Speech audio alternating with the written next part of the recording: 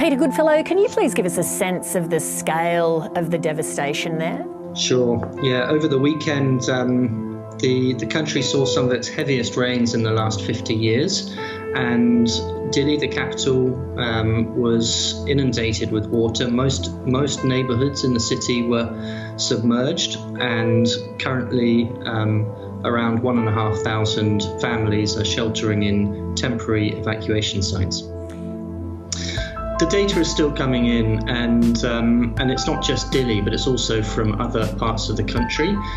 So we're building up a picture, and there's daily coordination briefings by government and aid agencies such as CARE and other organisations, and the UN are attending those and providing support as best we can.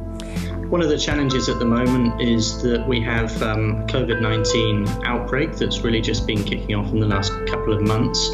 And so it's really a concern where we have 2 or even 3 natural disasters happening at the same time that's a major worry for humanitarian agencies.